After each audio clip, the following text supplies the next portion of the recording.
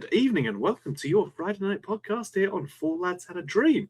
My name is Andrew and I'm joined tonight by two of my very favourite podders, Calvin and Amrit. Calvin, it's been a while since we've spoken, but it's good for you to join us on this, frankly, far too long break that we're having from Rangers. Our own fault, nothing that we could do apart from blame ourselves for not having a game this weekend, but it's Rangers. We'll always find something to talk about. How are you doing, my friend? Good, mate. Got over the Stevie flu. I think he passed it on through the screens the last few weeks. It was just mentally. I decided I was getting that flu after that. And I managed to wake up at 6:20 today. So we are on the ball for tonight's show. So looking forward to it. Wonderful, mate. I mean, you crawled your way out your sickbed just to join us. So I always appreciate that, my friend. And Amrit as well. How are you doing, mate? I'm great, mate. Yeah, very well indeed. I'm struggling with this fortnight off that we're having because... yeah, we only had one a couple of weeks ago, didn't we, when it was the international break, and then just as we're building momentum again, bang, another break. But listen, it is what it is. We'll just need to soldier on through it and look forward to Motherwell a week on Sunday. Indeed. And yeah, I mean, I think we'll briefly touch on the past weekend's game because that very much set the tone for how this week was going to go, or these 2 weeks were going to go. If we hadn't had that win, if we don't come back in that second half, Calvin, we're sitting miserable, I think, afterwards for the full 2 weeks. So to see us rally back was really good. Sets us up nicely. Everyone at Falkirk was apparently furious with us for winning the game as well. So yeah, really good. Really happy. Really happy to see that. Yeah, I wonder why everybody at Falkirk was unhappy to see his win, considering who their CEO is. I think he let his head come off that night when we seen everything that he was up to before, who he was pictured with, what supporters clubs he was part of, etc. So there's a shocker. But it's nice to see that the many Falkirk fans had so much Rangers at heart. That was quite interesting. There was a few interesting men in the season ticket section, but we know, Amrit, you do have a second love other than Rangers, and it is Falkirk after ice cream as well, isn't it? So we know you're in the shout for that one. But massive come around. I think character-wise, it was something the squad probably needed, and it's something for us as a fan base that we had to probably go through, because I think at 2-0 down, just about everybody had went, they've done it again, they've chucked it, first chance they've had, mentality's totally gone. And then, but as you talked about before, the conditions were terrible. Like the way the wind was blowing around everywhere, the sun was right in front of all the defenders' faces. And I think if you look at over the 90 minutes, our team dealt with the conditions better than theirs, and that's what ultimately made a big difference in the second half. The players got the wind in their sails, had the wind on their back, they were able to press further up. Falkirk were going to struggle to maintain that pace for the full 90 minutes. I think you brought that up, Amrit, last week. They couldn't do it. And the quality of the Rangers team that day did show. And Raskin, I think that puts the nail in the coffin for his number 6 position. He needs to play further up the park. I'm sure it was one of the McCoist or something like that was talking about how he probably wants to play in there because when he plays for Belgium, he's going to play deeper. But sorry, Nico, we need you further up the park because that's where you're most creative. You create chances, you get your shots on goal, and you influence the game a lot more. He's not a pin-seeking pass kind of player that can play between the lines. He's somebody that uses that running energy to get up the park and create chances and get other people space. I think that's how you've seen like Chermiti, etc., getting more chances, Majowski. The runners for the midfield, it made such a difference in that second half. So it was brilliant to see. 100%. Amrit, I mean, you obviously touched on the game as well in the vlog with Stevie afterwards. But yeah, I mean, for me, it was just really good to see a team who, let's face it, in that first half, the same old stories coming out, the same tweets are being written, shite bags, this team doesn't have the mentality, etc., etc. And the second half, for them to come out and put in that performance was really good to see. The frustration was obviously that they just couldn't do it over the 90 minutes. But I think conditions did play a bigger part than folk are really talking about. The wind, I think, was not that evident on TV, but from you and other people who were in the ground, it was, a leveler, if not a downright advantage to one team in the first half because of the direction of it. So, yeah, for us to come back, for us to rally in that way, to show the mentality to, whether, frankly, getting battered for 45 minutes and then to come back and, just blow Falkirk away in that second half. dodgy penalty being given away aside, like, I'm not saying the penalty was dodgy. I'm saying the manner in which it was given away was dodgy by our captain, who we will come on to discuss later on. But yeah, for me, it was just a really good sign of that mentality, and good for us to see that our team has that mettle in there to be able to do this. Yeah, Andrew, I've always maintained that watching a game in a stadium is very different to watching it at home, and the experience is different. I think you see certain things at home because you have the benefit of replays and different camera angles. When you're in the ground, depending on where you're sitting, sometimes you can't see if players are available or not. Your depth of perception is different. The height, the angle, all these things come into play. And I think sometimes when you're there, you think some players are playing better than they are, and then other people at home are saying, "Oh, he had an absolute howler. How can you say he played well?" So it's all about perspective. But I think as far as going down is concerned, I mean, our reaction as Rangers fans when we go behind is conditioned on our past experiences, because we've seen how it plays out when Rangers go behind, and we don't come back traditionally. Certainly over the last couple of years, it's the minute we go behind, heads down, poor body language, shoulders rolled, shouting at each other, making excuses, and before you know it, the game just runs away from us. But so we're used to seeing this team drop the ball when it matters most. And I think Danny Rule has sort of rewritten the script since he's been in, and he's rewritten it with actions, not just words. And he's almost changed the identity, I think, a little bit, Andrew, of the squad. They're no longer the team that folds under pressure. They're one that stands tall when things get tough. So that's a mindset shift. And that doesn't just come overnight. That takes time. It takes education. It takes repeated patterns of play. It takes strength of character. It's about coaching. It's about perspective as well. Because I think Danny Rule strikes me as the type of guy that doesn't get too excited when we win. And it's not the end of the world when we lose. I think for us as Rangers fans, we're obviously emotionally triggered when we lose. Whereas I think Danny Rule seems to me to have that sense of calm where he doesn't get bogged down in the microcosm of all the details. He looks at the broader, more expansive outcome of the entire situation. He's almost like a blue sky thinker, or he takes a helicopter view of it and he removes himself from all like the chaos and the noise around defeats and everything else. So I think that having that sense of calm and leadership and composure is definitely spilling over into the mindsets of the players. So it's as if the voice of doubt has gone a little bit with the players, and I think it's beginning to go from us as fans as well. Not every game can go the way you want, Andrew. You can't come flying out the traps and win 3-0 in the first 20 minutes and put it to bed. You are going to have moments of adversity and challenge and difficulty where things aren't going your way, whether it's because of how we're playing, how our opponent's playing, the weather, the conditions, so many factors. But it's important to acknowledge that you've got 90 minutes to turn the ship around. And now we're seeing that Rangers have that mentality, that strength of character, and that grit and determination to do it. So it's almost as if the doubt's being starved now, like it's being suffocated within the group. And it's taken time for me as a fan, and I think for a lot of fans, to accept that look, guys, it's not the end of the world all the time if we're not flying out the traps at 100 miles an hour. Yes, we need to start games better. I believe that. We can't just tiptoe into games, which is what we've been doing. We need to erupt into them. We need to set the stall out early doors and not allow teams to dominate us in the early stages.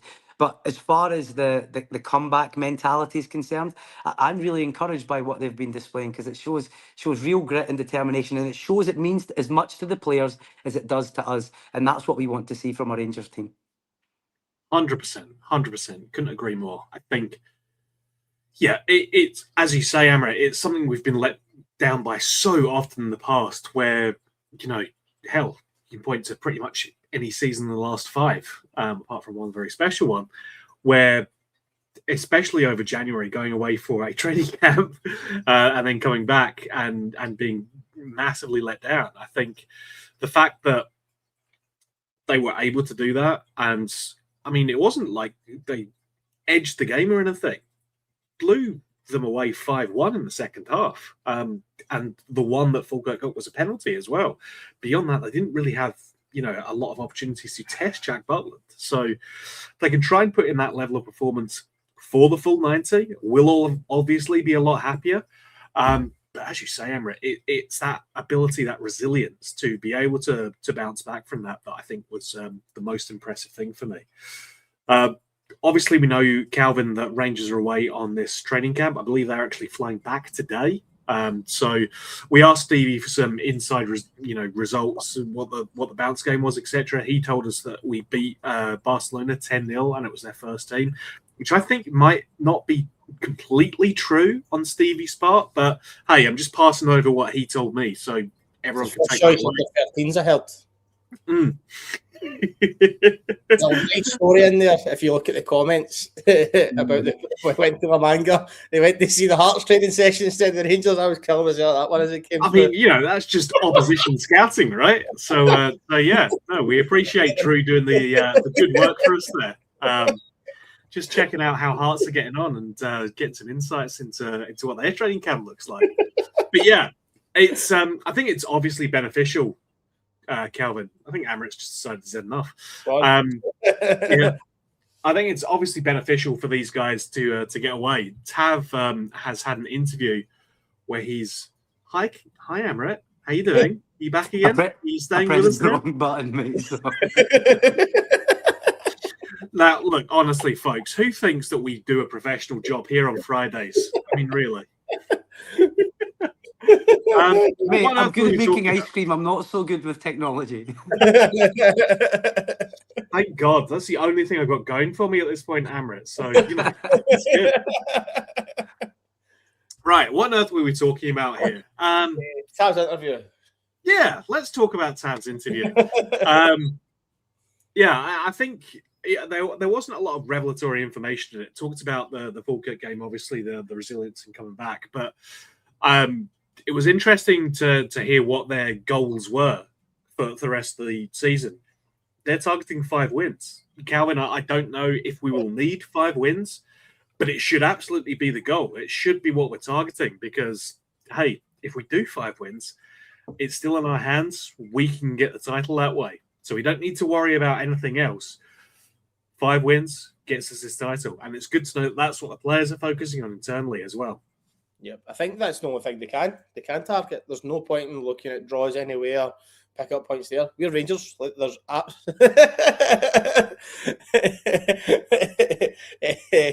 lovely comment. Knock us off. As I said, they need to win 5 games. There's no point as a Rangers player, fan, anybody to do with Rangers target anything less than 5. It's the only way it should be. We should be getting every single match, needing to win, expecting to win, wanting to win. That's the most important thing. The minute we start saying, we could pick up a draw here, what's the point? Because that's not the Rangers' way. Our way is, doesn't matter if it's Real Madrid, Barcelona, we win the game. And that's the way the players need to have their mentality switched on, because you'll probably find it ends up being you play Celtic, one of your easier games, and you play Motherwell, and it's one of your hardest games of the 5. It's the way it always happens. The one that you least expect to be the banana skin is the one that ends up being the banana skin. So the players need to go into that with the exact mentality every single time. And I think we've always had, like, when we talk about training camps, we've seen it derail different teams in the past. I think this group did need something where they could go off and just get a chance to develop their kind of social groups within the team, get to know each other, get away from the Glasgow fishbowl, because that's all they've had since they've come out this, but especially with the Russell Martin stuff at the start of the season. They've not had much chance to relax. We probably did help for that spell where we're so far back and we've pulled ourselves back in. Well, they did get that wee bit of pressure taken off them. But same again, you're under that kind of flashlight of being the Glasgow fishbowl. So getting them the chance to go away, Spain, get a bit of routine in. It lets Danny roll up with the players. How many times this year has he been able to work with the players and tactics and anything like that? It's normally just, we'll get them set, try and get the points on the board. That's all he's had. So we might come back from this trip and going, there's a bit more attacking intent for this team because he's had a chance to work the systems. So that's one of the things I'm really looking forward to see what comes out of this kind of training camp we've been on.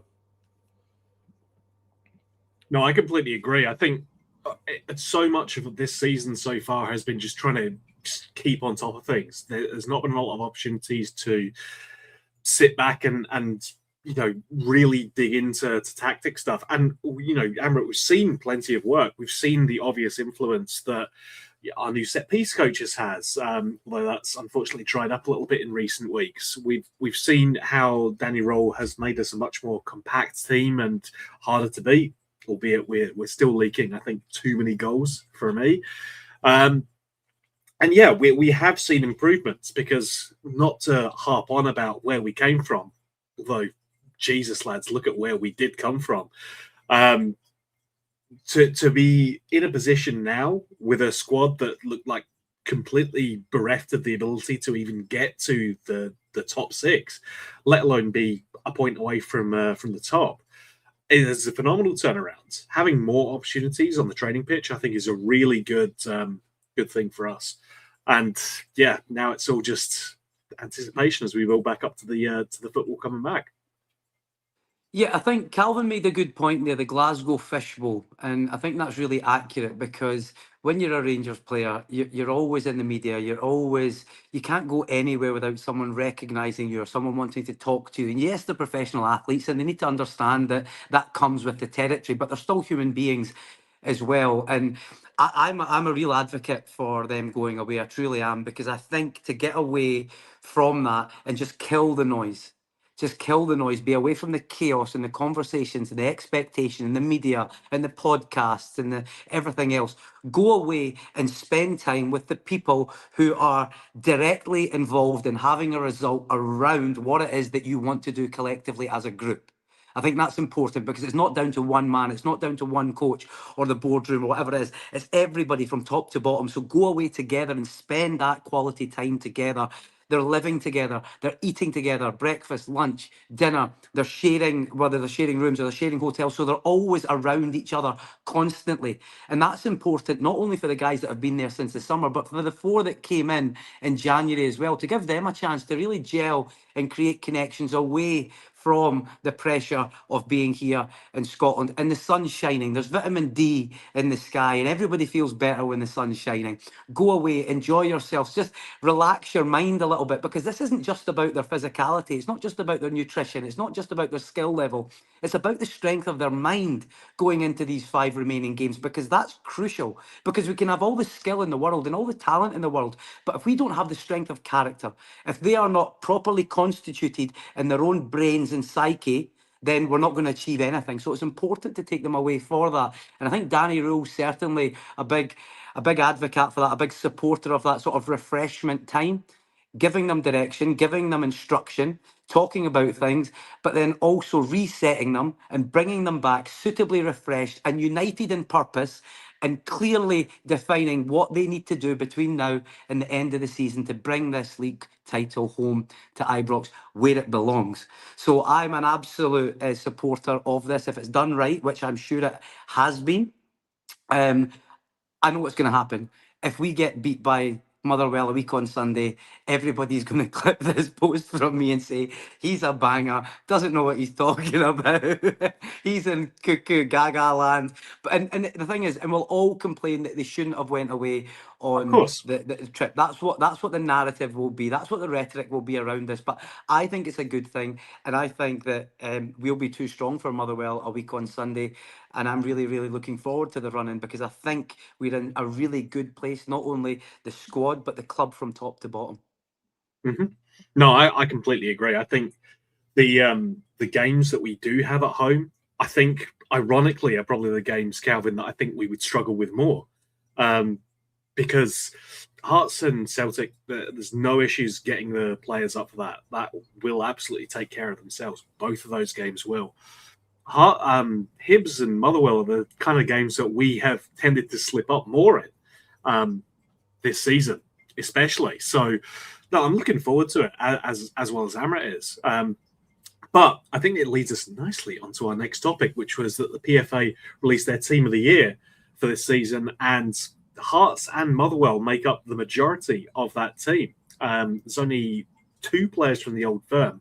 Manny Fernandez coming in from us, and Benjamin Nigren from the other side of the city. So I think it's a good reflection on, frankly, how weird this league has been this season, because that dominance from Hearts, and fair play to Motherwell, who have got the most players in that team. it's a really interesting thing for me to see just how much that kind of status quo of, well, if it's not Celtic, it'll be Rangers. If it's not Rangers, it'll be Celtic, has been upset by both of these teams. Motherwell have fallen away in recent weeks, but I think they are still one of the nicest playing football teams that we do have in the top six, ourselves excluded. Obviously, we're the best, clearly. But yeah, Callum Wards and Paul McGinn from Motherwell, Craig Halkett, formerly of this parish, and then Manny Fernandez along with Harry Milne, making up that back four. Benjamin Nygren, Elliot Watt, and Elijah Just, Celtic two Motherwell players, and then Maswanise, Shankland, and Braga, so Motherwell and then the two Hearts players up top. That's a nice team. I think that'd be quite good.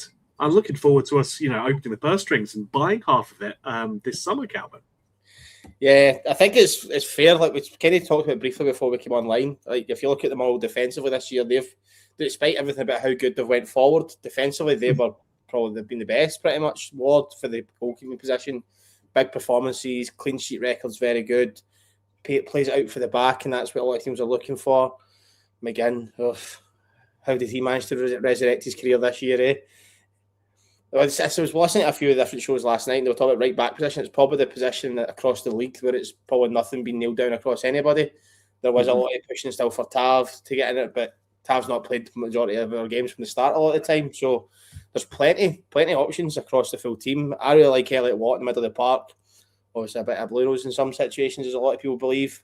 Very tidy football player. Elijah Just, we've had our scouting system kind of looking at him a lot, and the fact that Motherwell picked up that him as a player for, was it 20 grand or something like that they pulled him for, it's scary. So it just shows you out there's players to be found, and I think it's hard to disagree with it. If you look at the one that might be a kind of one where people go to was Shankland as another option for the front line, like Calvin Miller could have won, where Braga could have went up top, or Maswanise, because Shankland missed a lot of the season. Yeah, I think in general that squad's very fair. And there's rightly so. In terms of the Old Firm teams, they haven't been good enough for the full season. No. Like, even if you look at Fernandez, his has been a second for like November onwards. So you could have had like Finlay, etc. for Hearts as well. If you look at the midfield positions, there's still Callum Slattery at Motherwell and things like that. You could say Fernandez and Nygren get in that team. They're probably lucky, because there's definitely other players in that kind of across the season who have been just as good, if not better. So I think Fernandez is in for his powerful headers for that long spell, though. Into that still thing, and Nygren's been in for his goals for them across the city. So hard to kind of argue with it. I wouldn't expect many more Rangers players to be involved, or anybody from the other side. The Hearts and Motherwell have had great seasons. Surprised there wasn't maybe a bit more Falkirk in there for Amrit to kind of discuss. Sure. I guess he may be looking for Barney Stewart for his second half kind of push through, but in general, that team, there's not much you can disagree with. It's pretty fair in terms of what's on offer. No, 100%. I think that was what struck me, is that attacking line especially looks really potent for me. And it is a reflection, Amrit, I think, on how inconsistent both of the Old Firm have been this season. We obviously didn't have our troubles to seek under Russell Martin, and Danny Roll has not got everything right this season. If he pulls off what we all hope he will pull off, then it'll all get forgotten. But there have absolutely been points during the season where folk were prepared to throw him out, as recently as last game after 45 minutes. So both us and them have not exactly been consistent. And I think that's why so much of it is a non-Old Firm team, because those are the teams that have showed much more consistency.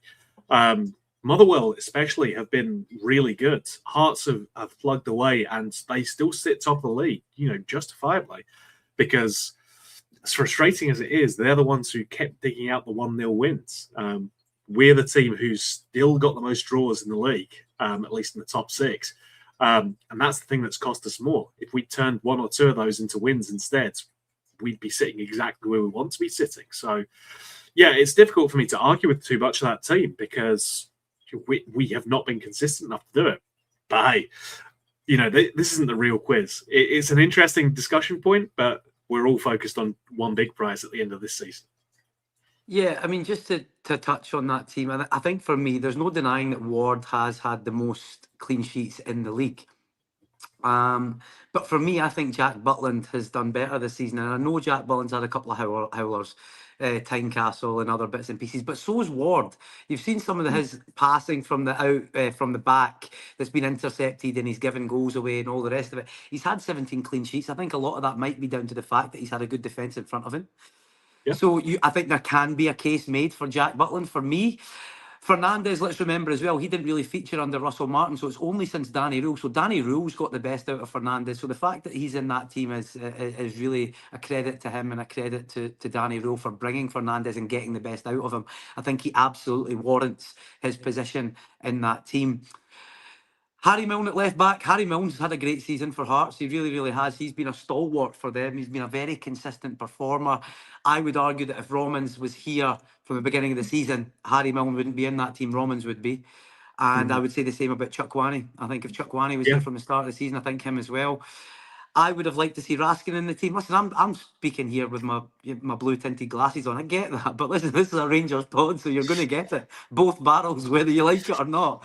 Of course. Yeah, I think there's a case that could be made for Raskin, and I acknowledge that Elliot Watt and Elijah Just have played well this season. I don't think Negrin should be in there. I know they're saying that he's scored a lot of goals. Was it 14 or 15 goals this season? He's their top goal scorer. Excuse me? So he's their top goal scorer. So yeah, but yeah, I don't think he's scored in like the last half dozen games or more. So he's really gone off the boil. Yeah. And then up front, Shanklin, Maswinisi, I'm giving you that. Maswinisi's in that all day long. I don't think you can argue with that. Shanks, well, Calvin made the point, he's been injured. That's maybe he's there on reputation more than anything else. I don't know.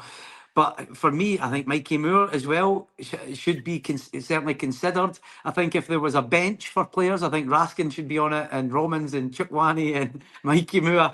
I think there can be cases made for all of them. But listen, I'm not really interested, to be honest, as long as we win the league, and then we can turn around and say, hey, see your PFA team of the fucking year, by the way. We just won the league, so you can ram your team of the year. This is the team of the year. The ones that have won the league. Thank you very much. That is the real interesting how it's decided so early in the season. Like, you're about to hit the business end of the season, and then the team of the year comes out. So the bit where it matters the most, the players need to step up, the mentality of a winner, your big goals to create the end of the season push for titles and European positions and avoid relegations. Surely team of the year should be done right at the very end. Like, it's something that baffles me every single year, how it's decided before the business end even really starts. Calvin, stop trying to apply logic to Scottish football. You know as well as I do that this is not a league for logic or reasonableness or sensibleness. Absolutely not. No. Player of the year. We'll decide that 2 months before the season's actually done, Makes perfect sense. Yeah, we are. I mean, lads, come on, pulling the curtain back a little bit. We've got to fill up half an hour somehow, right? Like, we get to discuss something, actually. Right, what did we have left on the agenda? I definitely had one more thing. What on earth was it? Oh, God, I'm lost. Yes, the coefficient chat. Right.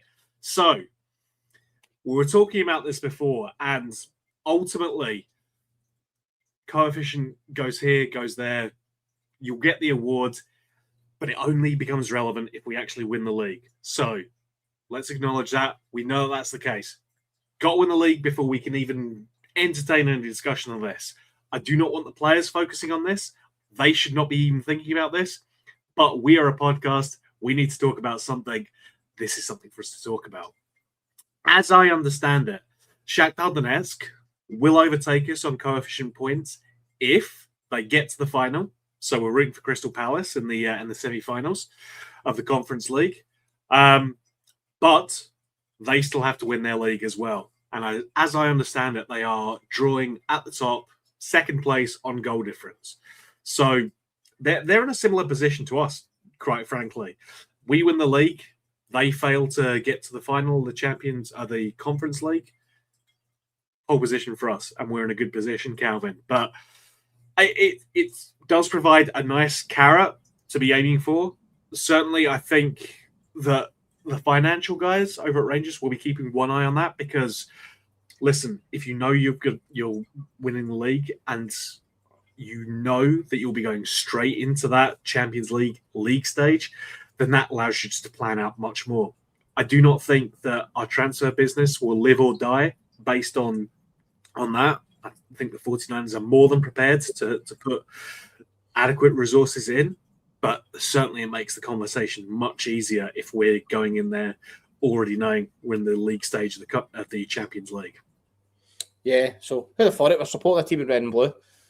It's weird. Crystal Palace supposed to come through, or is it Ted Lasso, the recreation team, if we want to go for it? If you watch that, watch the same with Richmond.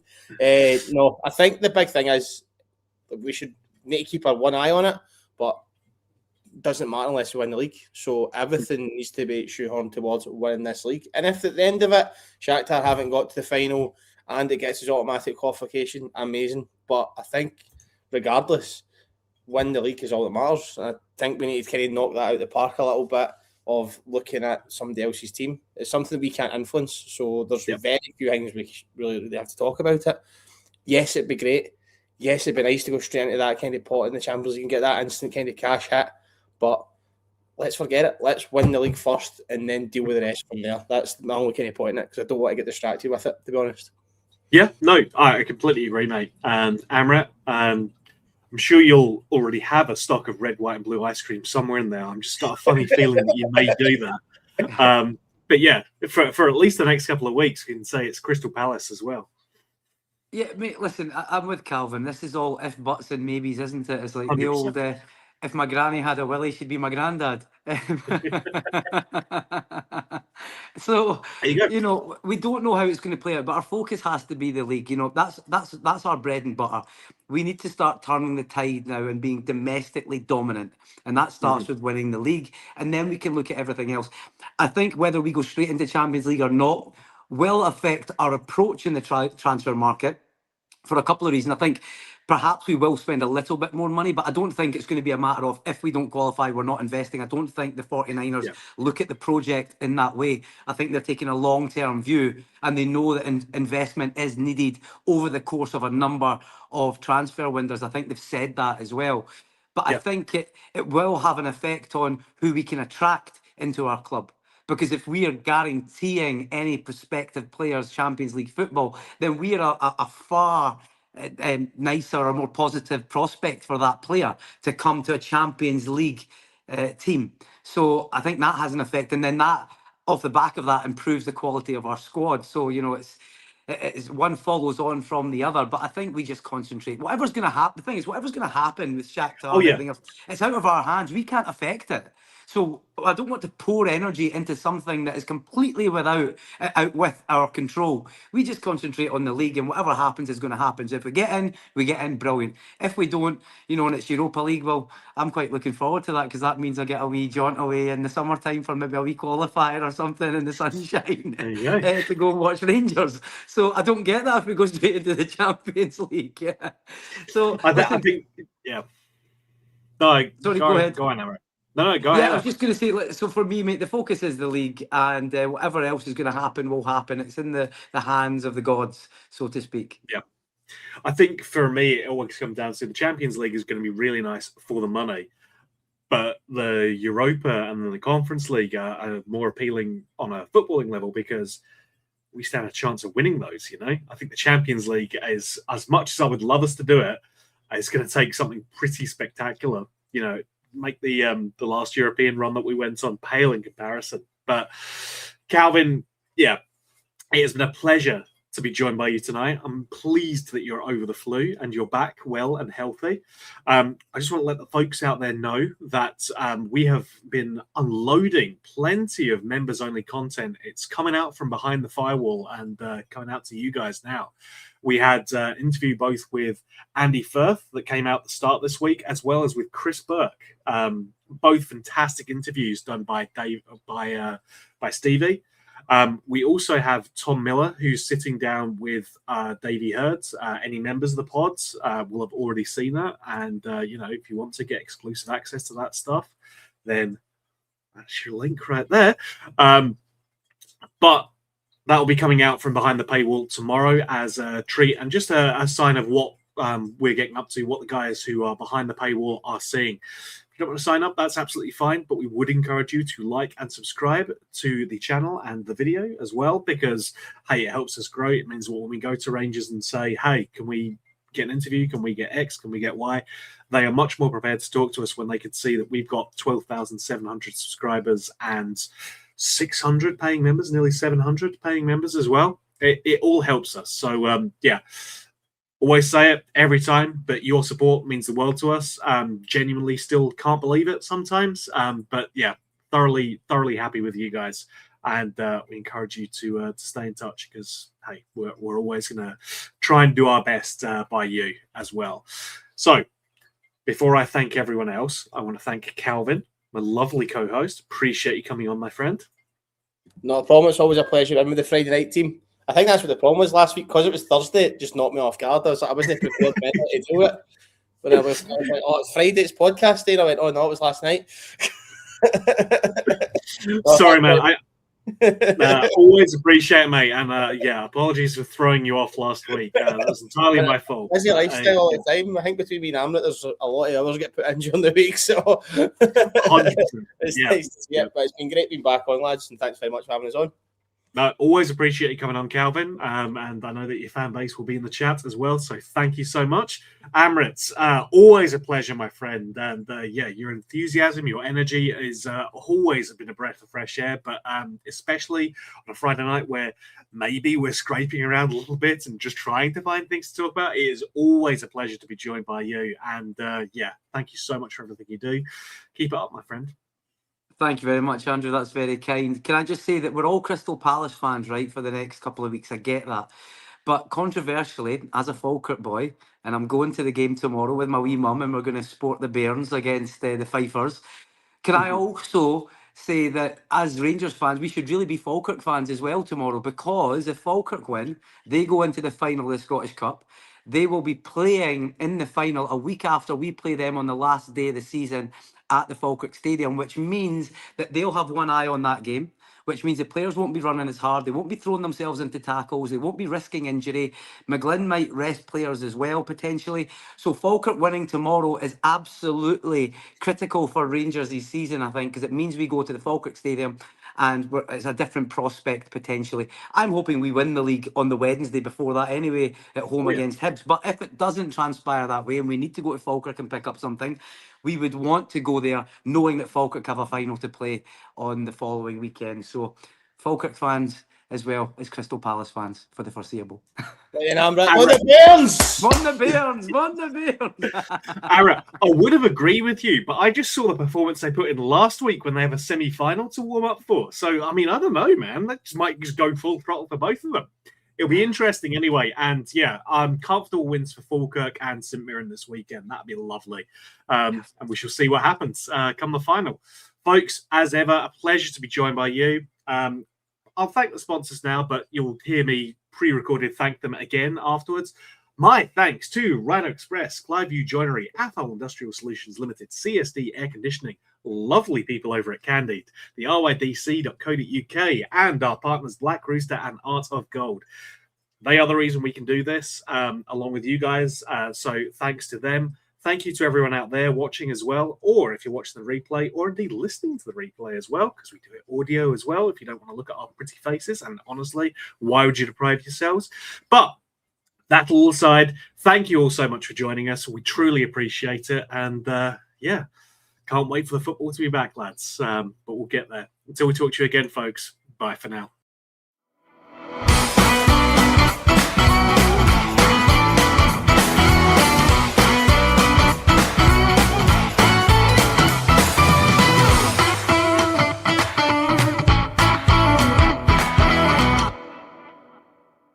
The Four Lads podcast is sponsored by Rhino Express, Clyview Joinery, Athol Industrial Solutions Limited, and CSD Air Conditioning, in partnership with Black Rooster and Art of Gold.